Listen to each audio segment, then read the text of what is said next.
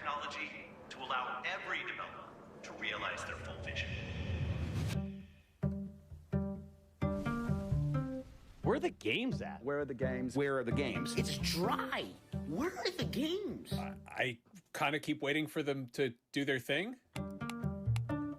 I don't see anything. These are easily the most pointless upgrades I've ever experienced. What is the point of buying a console if you can just make a PC? If you're gonna have everything on PC, why not just buy a PC and abandon the console? Where are the games? Where are the deadlines? Where are the projects? Where are the teases? Like, it feels weird that it's like, Why buy consoles? Now comes the fun part. We get to see how the development community takes advantage of that feature set.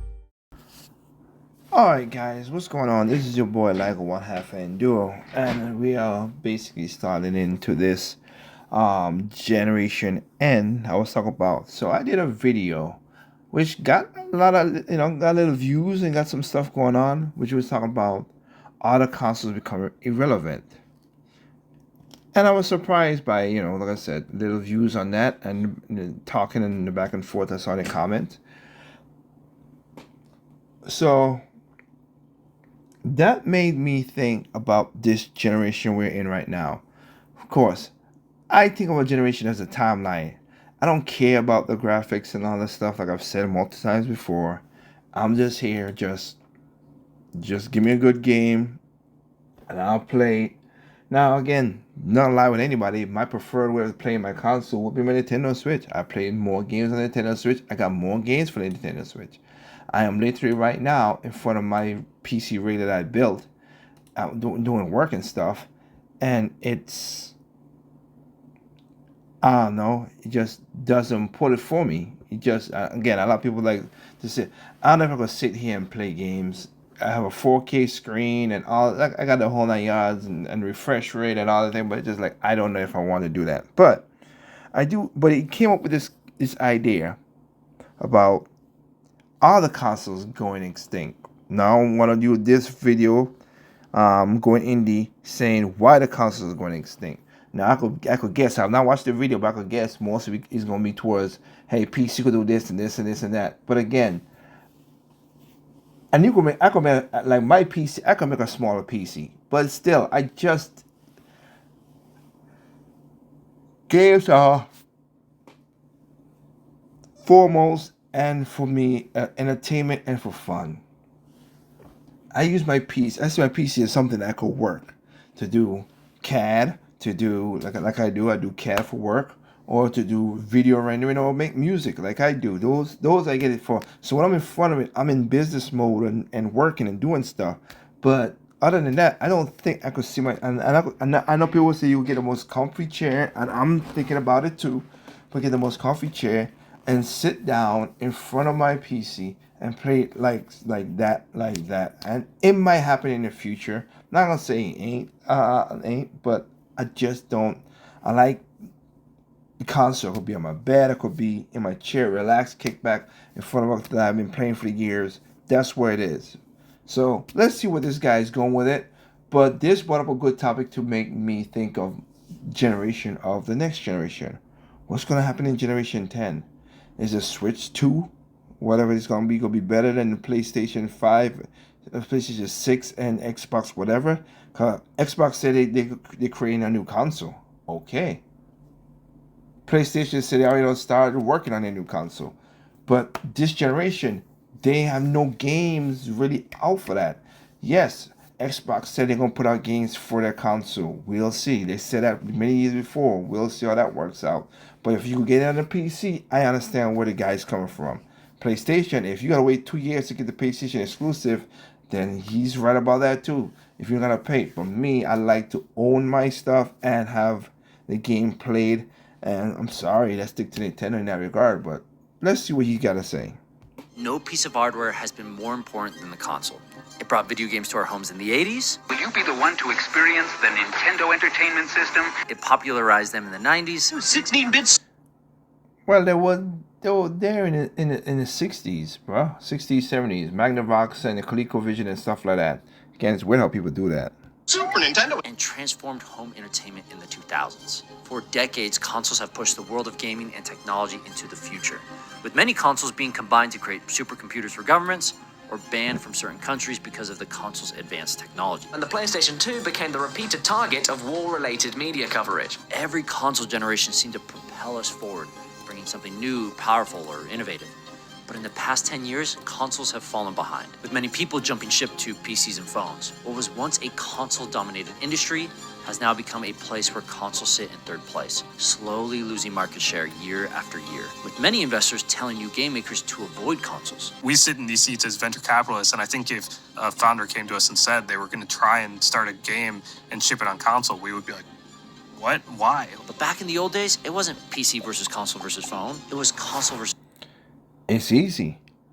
Because, what? What are you talking about?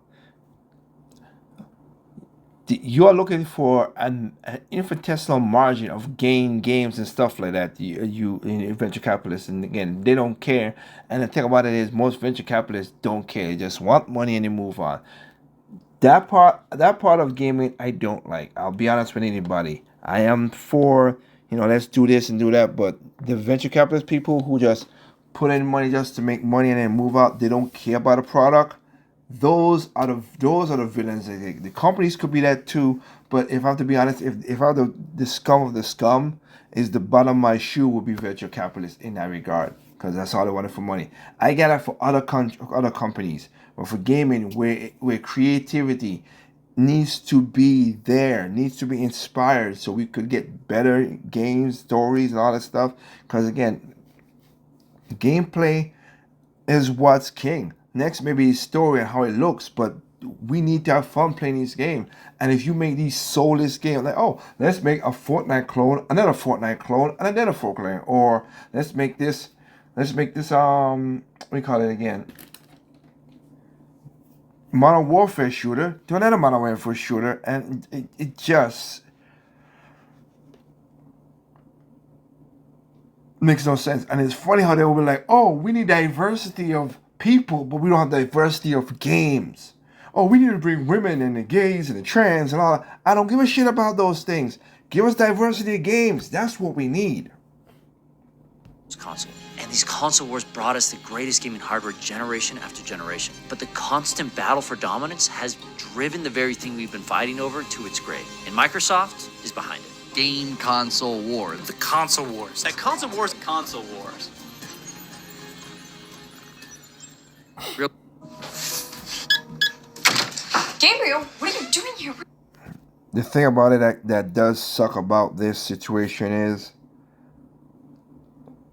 like, it is just crazy that we're gonna go call it the console war, because it's just what these people want.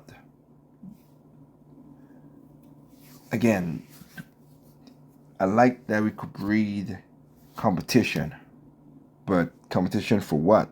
That's the major thing that we need to know about. Real quick, before I dive in, we need to talk about today's sponsor, NordVPN. Oh, Sponsors grief. are important for the channel. Oh, you just gave me a thing, and I'm the thing. I want to thank them for sponsoring us and helping us. Samir Commercials by Mattel were the most well-known. The Intellivision had better graphics and sounds. And found Intellivision played much more like real baseball. Looks more like he should be comparing whiskeys, not game consoles, but this was the beginning of the console wars, and the Samir Commercials by Mattel were actually working. In the 80s, the Intellivision had a real chance of competing with Atari, and as a result of the competition, the console market was on the rise. Sadly though, as home gaming was just getting a foothold, crisis struck, and the video game market crashed in 1983. The gaming market was saturated with low-quality games, and people were more interested in purchasing personal computers. Why buy a $1,000 console to play this? You could play something just as bad on a PC. Personal computers were more of a versatile option, with the ability to play games and work. A problem we will see pop up years later. But with the fall of the console... And that is true, and I'll admit to that in that regard. That is true, and I admit to that. Because it's like, again, like I just stated before. Yeah, I'm doing work right now while doing this video. The computer helped me does this, and yes. But still should not be... How we play the game is okay, but is the game good is another thing that we need to talk about. Video game revenues went from $3.2 billion in 1983 to $100 million in 1985, a 97% drop. So the first console war was won by Atari, but in reality, it was more like mutually assured destruction. Video games were looking more like a fad, filling up landfills and lost to obscurity like the original console makers. But then a console rose from the ashes. From a playing card company we all know today, Nintendo. Nintendo really was the savior of gaming. Because when they released the NES in 1985, it completely shifted people's perception of video games. Yep. So many games produced at this time were expensive garbage, and Nintendo didn't want another ET fiasco. Every Nintendo title had to be quality, and when the NES released, it blew people away. And that's why we have that seal of approval. Now, we don't have that no more, but back then, we had that seal of approval. Oh, that was awesome sauce against awesome sauce. I'm telling you, loved it. That's what we had. But a lot of people look at it as, oh, that was Nintendo just gaining the market. That's what we needed to break out of the slum. We needed one company to break through, have something. And again, that's good. The problem was not that I wanted them not to, I didn't want Nintendo. Okay, let me put it this way. Looking back on Nintendo now compared to then, and I grew up with Nintendo, I'm gonna do a video that talks about was Nintendo correct, because their way of doing things established a way to make something law. Even though people always say the Wii U was the worst, blah blah blah blah, you still had flipping fun games during the Wii U. You got games that were selling better than other games on the Wii U. So don't hand me that nonsense. The gameplay, the stories, the characters, practically every prominent Nintendo IP came from this generation, and it was actually affordable. Exactly. The NES was gold. Every kid was pleading to get this thing for Christmas. Nintendo had a complete Yep. monopoly of home gaming, and with only a $300 price tag, people were happy to buy. Shut up and take my money. Other Exactly. companies saw this success and wanted in. One company in particular stepped into the ring Genesis. against the console king, and they did it in style. What Nintendo? So with the release of Sega Genesis in 1989 and the media campaigns on full blast, the second console war began. These two Yep. Japanese companies fought for dominance, each fighting over specs, gameplay, and IP, with Yep. Sega creating Sonic to rival the mustache plumber. Commercials, advertisements, bits, these companies fought incessantly, and it seemed like the console industry would be dominated by Sega and Nintendo forever, until a third Japanese company entered the arena. When Sony joined the brawl, the company jumped to first place immediately. The PlayStation was incredible. It was more powerful than anything out there, and it used CD-ROMs, not cartridges, for its games. On top of great hardware, they had a top-notch cast of characters, ranging from Cloud to Crash Bandicoot. Your worst nightmare has arrived. Sony was geared to win the next console war, and this Mexican standoff caused Sega to fall behind, leaving the console industry to never return. Yep. Number two. Through most of the 80s and 90s, the Japanese dominated the console industry. From Nintendo to Sega to Sony, no one else dared to compete or they died trying. But then Microsoft and Bill Gates did the unthinkable. They not only entered the console market, but they entered it with this. What the hell is that? Although the original Xbox looked like a green monstrosity when compared Yep. to the PS2, the green box was powerful, way more powerful than the PS2 or GameCube.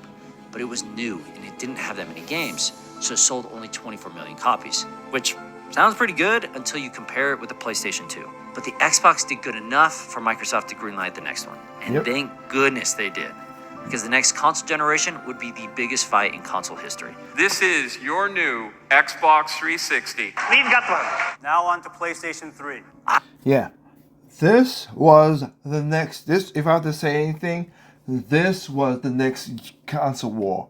Now, this one was a different console war, as the Sega and the Genesis, Sega and the Super Nintendo, one I've said multiple times, were more, the games were what made it compete. Now, this one was more the features.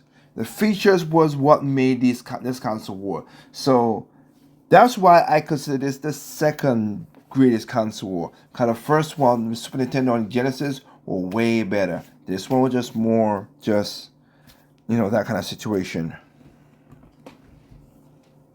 I owned every one of these consoles, and each one had something I couldn't resist. The technology in the PS3 was amazing. Nope. Blu-ray DVD players at the time were close to $1,000, and Yep. got one built in the PS3 for only $600. The Xbox 360 had the best game lineup and community. That original interface was just oozing fun and friends. And then there was the Wii. This little white box had Wii Sports, Brawl, and Super Mario Galaxy. Those games were awesome. I don't remember playing much else since most Wii games were kind of gimmicky, but it was still tons of fun and the commercials. Oh, there were a bunch of games on the Wii. Would like to play. See, like I said, Metroid, you have that on there. You have Sin and Punishment 2. You have a bunch of games on the Wii that was perfect, but that was good. Gimmicky, as you said, Red Steel 2 was a really good, fun-ass game. Conduit 1 and 2. Like I said, list goes on, but hey, I'll let it be what it be. This generation was fiery hot. Every console had something unique about it, and the sales were neck and neck. This generation ended up being incredibly Not neck and neck. because this was the last real battle of the console war, where consoles duked it out, each with their own personality and value. When consoles were at their peak. But the next console generation would be quite different. 7 years after the 7th gen consoles were released, it was finally time to see what was coming next. And Sony announced the PS4. PlayStation. The PS4 looked like a great console, with all sorts of games and community-driven features. Not to mention, you could use it as a media player. People were excited. People were also excited, though, to see the new Xbox. The 360 had been amazing, aside from the Red Ring of Death. And players couldn't imagine what the Xbox announcement had in store. Go to Internet Explorer. Skype. When you're exercising, it can read your heartbeat. The announcement was bad. People weren't sure if this was a console or some kind of device to watch movies and Skype your friends. I'm looking forward to you showing off the great work we're doing with our partners at ESPN. I felt like Microsoft talked about everything but normal games. They were so focused on being the future family of technology. That's what I was saying. Not why people buy consoles in the first place. That's what I was saying with the features. That was the more about the features. The more community, the more, gameplay, Xbox Live, all that stuff. I get that. That's what it was. PlayStation was the Blu-ray. Higher fidelity graphics for their games. We get that. And the Wii was, of course, the Wii with the remote, have all the different things. But again, the games was what we needed. That's what we did. Did we get most of those games? PlayStation did. I don't know about Xbox. Xbox fall apart because they didn't have the games for it, including that thing. And again, I always laugh at it when it was Dalmatric did that. The PlayStation was gonna do the exact same thing, but after seeing Dalmatric F up, they flipped the script, and then they slowly leaked the same exact situations of playing online, always online, and all that stuff into the games later on. And I was like, did y'all not see this happening? I see it. I saw it was coming. I remember I had a debate about this on my one-on-one with OJ. And surprising and behold, I was correct. And, when he played his video and he said, oh, yeah, I'm a fool. I'm the fool. Okay. But, again, who was correct? This guy. Games. Fortunately, we have a product for people who aren't able to get some form of connectivity. It's called Xbox 360. Even when they did talk about video games, it was controversial because it was uncertain if you could play your titles offline or even share them with your friends. Yep. Sony, of course, saw all of this chaos and had a little fun with the controversy. This is how you share your games on PS4. Thanks. Sadly, the Xbox One flopped on release, and it wasn't the only one. A few months earlier, Nintendo released this horrendous thing, a console that allowed you to play games. I'll be nice. F you. This horrendous thing. What are you talking? This is why I don't like some of you other YouTubers, because y'all follow trends so daggone much. What horrendous thing? It was a great console.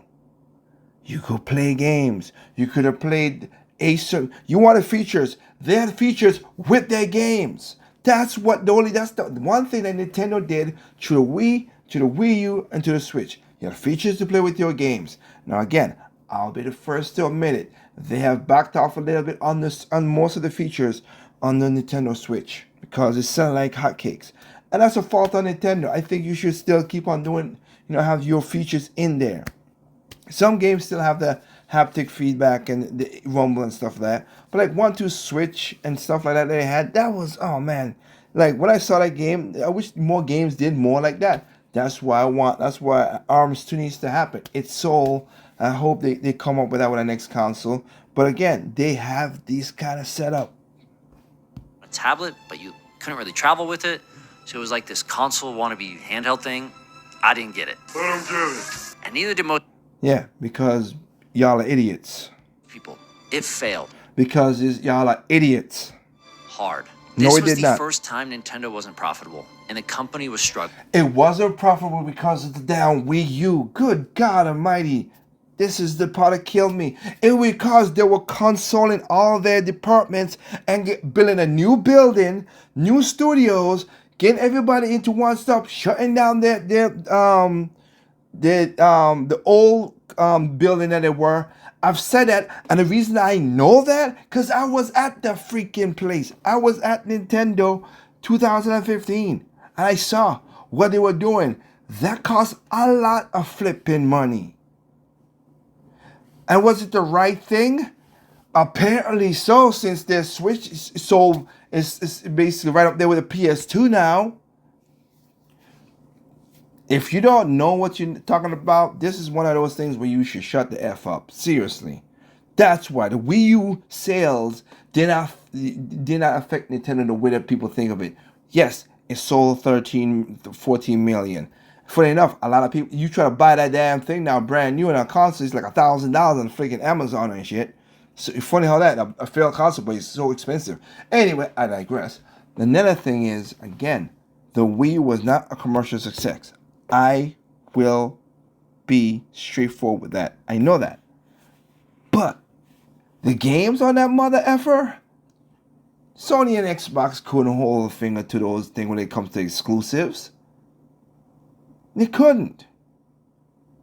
Xbox, we already don't know, ain't having it, whatever. PlayStation have their games them. Good for them. And they had exclusives on the PlayStation 4. But it's PlayStation 4. So good that now they don't have no exclusives on the PlayStation 5. That worked out pretty great for them. Everything but the PlayStation was crashing and burning. Xbox lost its identity as a gaming console, and Nintendo made a console that was trying to be a handheld. By just making a normal console, Sony immediately won the battle. But the divide just got even bigger, thanks to exclusives. The amount of exclusive games PlayStation had was leaps and bounds better. Want to play Halo 4? Buy an Xbox One or just play it on the Xbox 360. Whatever, who cares? Want to play any of these games? Yeah, buy a PlayStation 4. So Sony won the battle. If you want to play Mario Kart, Mario 3D World, Mario 3D World, old Mario Nintendo games, because they had that on there. Bayonetta 2, let's not forget about that. Bayonetta 2, you know, that people was arguing for that Nintendo save. If it wasn't for that, what about those counts? Oh, wait a minute, we don't talk about that, those exclusives. But unlike any other console fight, this one would have long-lasting consequences. Such an impact that the Wii U would be Nintendo's last console. Huh? What about the Switch? Some people are really stupid.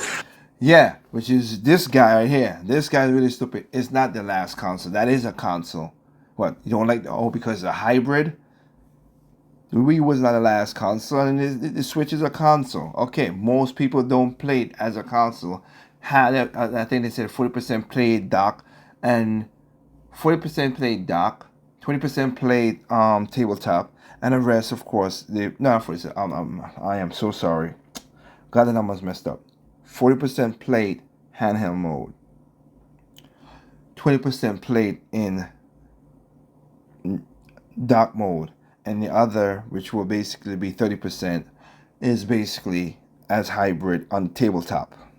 The Switch isn't a console. It is. They sound crazy, but hear me out. Let's look at the creation of the Wii U, and I think it will explain why the Switch isn't what we normally define as a home console. Since the N64, Nintendo had been in second place to the PlayStation, losing over and over.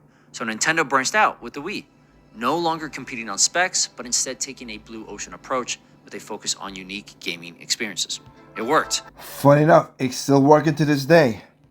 But like I said before, the Wii was kind of gimmicky, and Nintendo knew they couldn't do the same gimmick twice. So when the new console was in ideation, leadership noticed something. Nintendo had been losing the console war to PlayStation for years. They had been winning the... They did not care. You got it wrong. Nintendo know that we are not competing with them. That's why they did. That's why they bopped out of E3 after the journalism and the gaming community. After moving on Wii U, we said, "Oh, we're gonna bring EA. We're gonna bring games to it. It's a unique console. We're gonna bring games to it." Did they bring games to it? Not really. They brought the crap, and they brought the portable crappy crap. Where they didn't do that, and you can't tell me, "Oh, we can't." Yes, because they were good games that could have been played on the on the Wii U. So don't hand me that bull crap, okay? It's a console, my boy. Stop the bull crap. You could plug it up and you could play it on the TV without a problem. Of course, I'm using my phone to do this, so I can't say percent. Let me go to Google. Let me check something here. Let me see.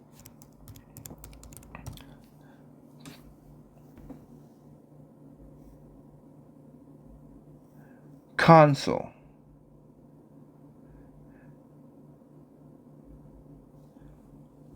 Console definition. A combination of readouts or display and input devices such as keyboards, switches, controllers that can be operated by a monitor. Can you not put your Switch in the dock and play it on a TV? Like the PlayStation, like the Xbox, so what the actual F? Handheld war. No one even came close to Nintendo's dominance in the handheld market, which sparked an idea. People love Nintendo handheld so much, why not package one in with the console? That's not how that works. Nintendo had a great idea with the Wii U, but had bad execution. Instead of making a console with handheld capabilities, they needed to make a handheld with console capabilities. Sound like something? The Switch is first and foremost a handheld. It is a hybrid device for on the go that can also be plugged into a TV. Which is the definition of console I just read. So it's a console too. It's a hybrid. We know that. Flipping hell. And it's brilliant. Nintendo had been playing in two markets for 30 years, dividing the resources between the console and their handhelds. But with the Switch, and that's why they said, let's bring them all together with the Wii U. So that's why they were spending a lot more money than they taking in because of that. It was not because the continent. It was nothing got to do with the Wii U and everything. It was their plan going forward. That's why they said, let's do this. They could focus on making great games for one platform, mobile hardware for any situation. So Nintendo exited the console war in 2017. No, they didn't. And I don't see them ever making a return, which leaves us with two, the duopoly.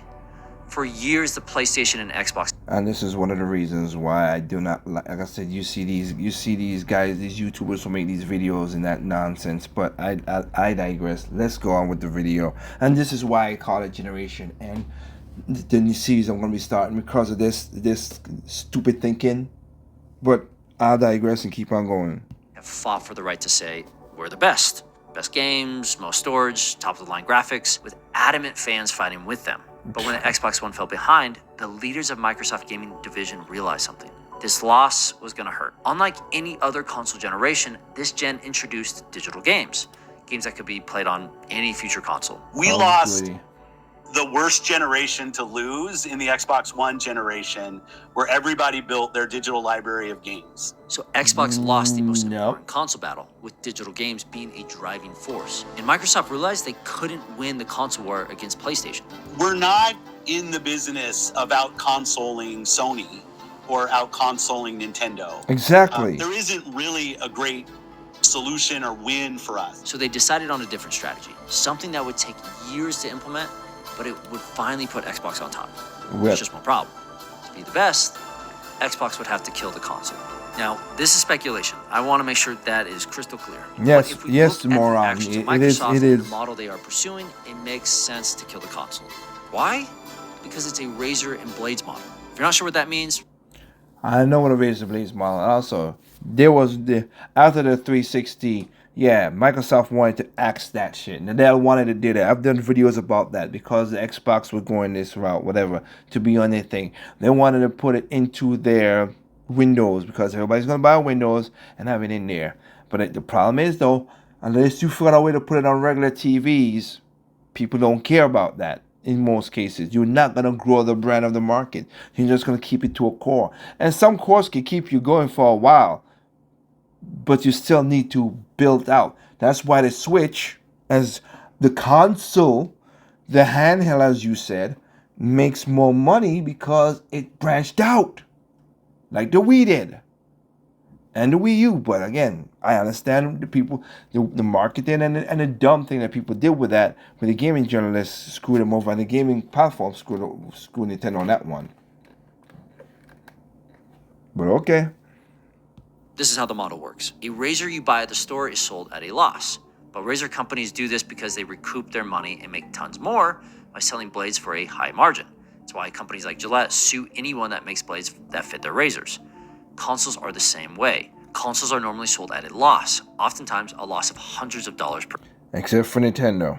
unit. We're subsidizing that purchase somewhere between $100 and $200 with the expectation that we will recoup that investment over time. But most console companies make back their money with publishing fees and first-party games. So whoever is winning the console war is selling more games, which minimizes those console costs and makes the console company way more money because of all the blades or games they're selling. Got a question for you. That's why Nintendo was making money with the Wii U, jabroni, because again, their games were selling at a higher clip than PlayStation and Xbox. They had to do nothing about licensing. They had to do nothing about production because it was their games. It sold. They made more money, including when they made digital sales because they were 100% going towards them. They didn't have to worry about the blade, the blade because their blades were the best blades out there, and people were buying it. And they didn't have to sell their console at a loss. Go figure. But if you are losing the console war and people aren't buying your hardware and games, your costs can kill you. Not all the So time. many companies have dropped out of the industry or died competing. It can cost billions of dollars to develop a console, and you have to develop a new one every 5 to 8 years, restarting the process and going back into the red. So as the consistent loser in the console war, Microsoft had every incentive to kill the console. And the first step in accomplishing their goal was to buy Minecraft. They're buying Minecraft for $2.5 billion. At the time, many thought this acquisition was an odd choice. If Microsoft was trying to save it the Xbox One, why buy Minecraft and then not make it an exclusive, keeping it available on every platform, including your rival PlayStation? But as we know now, this wasn't Microsoft's plan. Following the Minecraft purchase, more acquisitions were made. Studios like ZeniMax Bethesda for $8 billion and Activision Blizzard for $69 billion, with more promises that most games wouldn't be Xbox exclusives. Xbox fans saw all these studio purchases in the beginning and thought, this is it. All these great games will revive the Xbox console. But according to Phil Spencer, that's not true. I see it out there. I see commentary that if you just build great games, everything would turn around. It's just... Yeah, Phil. It would. It would. Who would figure that out? Maybe Nintendo figured that out. Oh, wait a minute. Maybe you figured that out because looking at everybody was saying your this year's game of play, state of play for Nintendo, for PlayStation, and everybody's like, oh, Xbox did a better job with what? Games, mother effer, games. You showed games. Now the thing is now, can you promise those games will come out? That's the problem you had in the past 10 flipping years. Not true. So Microsoft spent over $80 billion on game studios, and it's not to regain console share, but for building the Netflix of gaming. This was the first step in Microsoft's plan to become the new market leader and kill the console, to create the best gaming subscription service, and so far, I'd argue they are the best. Game Pass is cheap and it's versatile. It's got great games and exclusives. It's got some issues, don't get me wrong, but Game Pass can be played on almost any device. Not to mention it's readily available on every Windows PC, which by the way has 1.4 billion units worldwide. And this mass market reach highlights the second step of Microsoft's plan. Make gaming, or more specifically, Game Pass accessible everywhere. In the most recent Microsoft leak, this photo was released, showing the future of Xbox hardware. And according to this Xbox infographic, the future is every device. TVs, phones, laptops, streaming sticks, cloud devices. Consoles on there, but it's not the focus. Per the leaks, the next mid-gen Xbox console to release will be all digital, and the next generation console is said to be a hybrid, combining the power of the client and the cloud. So the future of gaming is going to be everywhere. Let's see how that works, because Stadia didn't work that well, did it now? On everything. But why is Microsoft still making consoles if this is the future? Well, because technology isn't good enough yet, and we still need consoles. Point taken. We saw what happened with Google Stadia, gaming isn't Point ready to go to taken. the cloud completely, nor are gamers. It takes time to move the market. This is why Microsoft is doing a hybrid console in 2028. We still need adequate hardware to run higher fidelity games, especially online games. But it is getting better. I've been streaming tons of old Xbox 360 games and indie games on my iPhone 13, and with the launch of the iPhone 15 Pro, you can now play modern games like Resident Evil Village. But what's even more amazing is that you can use your phone to play Resident Evil with ray tracing on your TV with a PlayStation controller. You literally can have a console in your pocket. $700 console, but this is where the industry is going. Why buy a console when your phone can do the job? Or even better, if your TV can. Microsoft recently partnered with Samsung. You can now stream games directly onto your TV. Stating in 2022, if you're new to gaming, this is an easy way to get into the fun without needing to buy a PC or console. So Microsoft bought up all sorts of video game IP, and they are making their games accessible on everything. But one last obstacle has been standing in Microsoft's way: the console war with PlayStation.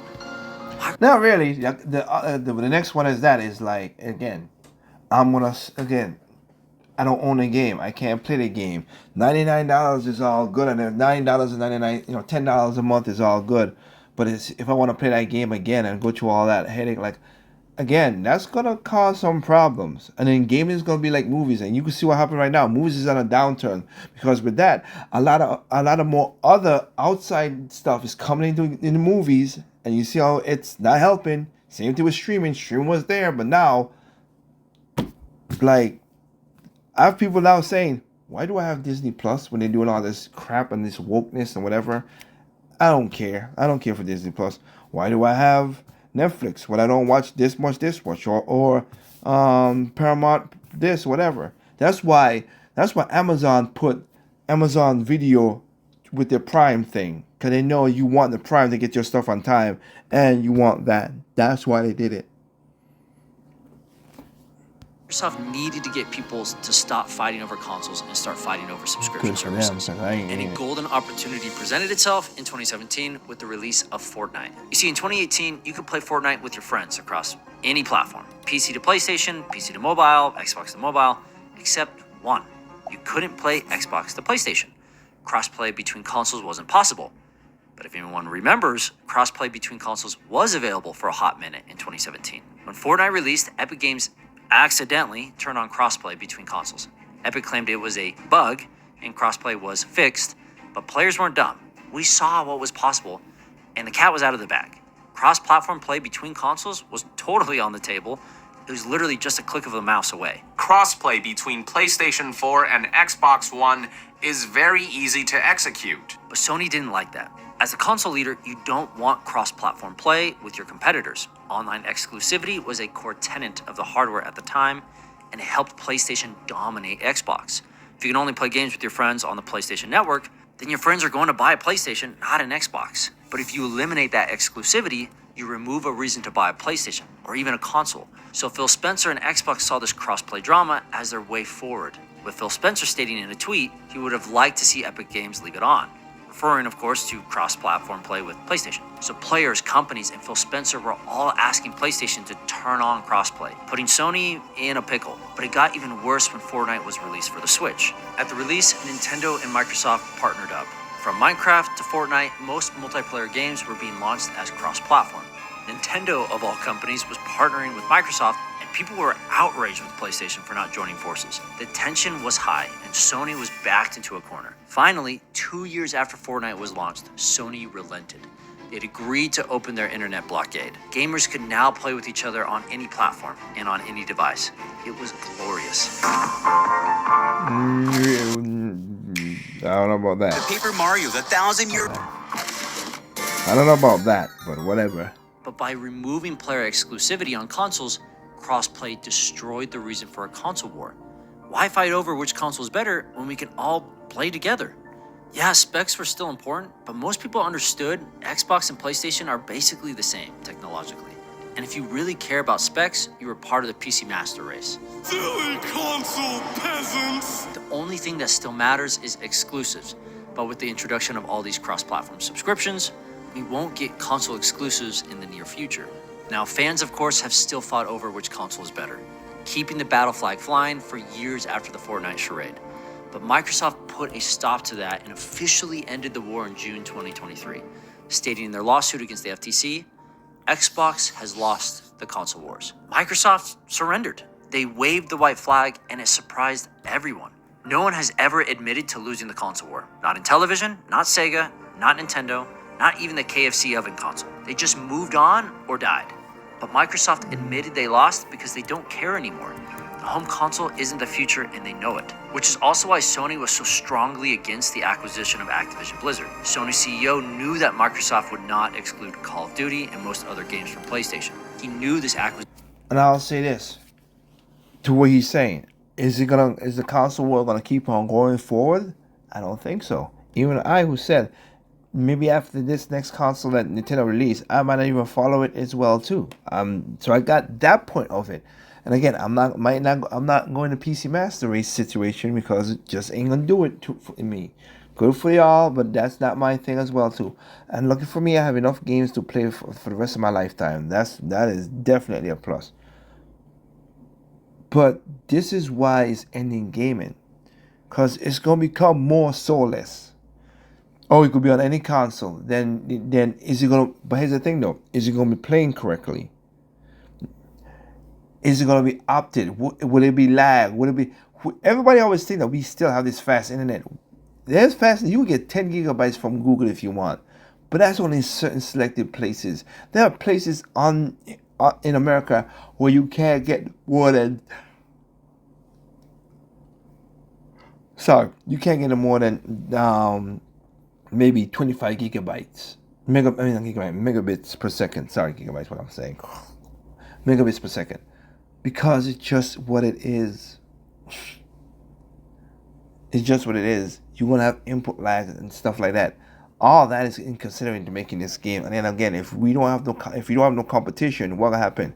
The game is gonna get more boring. It's gonna get more soulless. It's gonna be bad. The end is the end. Would do little to affect PlayStation games in the near future, but Sony tried to block this acquisition because they fear what's coming next. A future of cloud gaming without consoles, which is what the Activision Blizzard lawsuit was really about.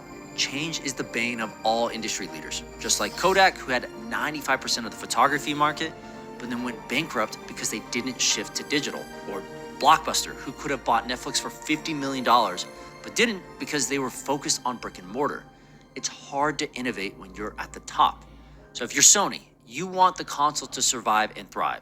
You don't want to compete against Microsoft on new terrain. Sony loses out on all these revenue streams when the console dies, and they'll have to fight to stay dominant, competing no longer in the console wars, but in the cloud wars. This is good for gamers. Competition brings variety. Exactly. Competitors like Nvidia will be able to compete, and new hardware will be introduced. Sadly for Sony, consoles are not the future of gaming, and they know it. They just want to extend the console's lifecycle as long as possible, unlike Microsoft. Year after year, Microsoft has been slowly knocking down the pillars that hold up the console. Hardware accessibility, player exclusivity, lower entry cost. Really? Consoles are no longer the go-to gaming hardware. You don't need a $400 console to play games with your friends like you did in the past. Because of the market shift, gaming is expanding across the globe at insane rates, and the majority of countries don't have consoles or need them. China is becoming one of the biggest gaming markets in the world, and consoles were banned there till 2016. Banned externally by the US because of their military use, and they were banned internally by the Chinese government not wanting their youth to play video games. So the console market in China. Nah, that story that you see, that's the same. That's why when people branched out, they banned it because they want to sell their broken stuff towards other places. Since the US don't want to take their stuff, then China don't want to say, well, we ain't gonna take the money from Japan or whatever because for the youth. That's a lie. And because they doctrine their youth, so they don't care. China only makes up 0.1% of all gaming. PCs have also been the dominant gaming hardware in Korea since the 90s because of PC bongs. And think about India. They have the largest population in the world, and the gaming market is growing rapidly there. But what platform do you think China has the largest population in the world, so aren't but anyway. nearly as accessible in India as they have been in the West. But they have phones, TVs, and computers readily available. What platforms do you think game developers will want to develop for? Consoles? No way. It doesn't make sense. You can reach a much bigger audience on other platforms at a much lower cost. Do I think consoles will completely die out and go away? No, I don't. But I think they will be a fraction of what they are today, a smaller group of people in the world that want top-tier family room computing. Basically just buying a computer for their family room. But having a dedicated gaming device for your TV just isn't needed anymore, or at least it won't be soon. So will Sony and Microsoft keep making consoles? I assume they will for the next 5, 10, 15 years. After that, it's foggy. 2028 is looking to be the bridge between eras. Hybrid consoles to bring us to the future. Little by little, consoles and the console market are decreasing, replaced by hybrid technology, cloud gaming, and subscription services. The console almost died 40 years ago, and its resurrection in the 80s brought us some amazing memories. But unless something changes, I believe the console as we know it is becoming a thing of the past. Hybrid consoles, cloud hardware, phones, and TVs. This is the future of gaming. Signs all point to the death of the home console. It's sad to say, but it's also exciting. Now, a lot of this is speculation. Gaming is changing constantly, and it's hard to predict the future. I think, if I have to be honest, like I say, I agree with his surmise right there. But I agree, I also think that because of that, like I stated just a second a while ago, it's going to stop creativity. You're gonna have the surmise of a lot of creativity is going to come down, because you don't have nothing to you have to make sure that your game plays on all kind of stuff. That's a lot of work. 1. 2, you're gonna go for the least imaginative way, because remember, it's some of these people say, oh, it's hard to code for the Wii U, it's hard to code for the PlayStation 3 with the cell architect and everything like that.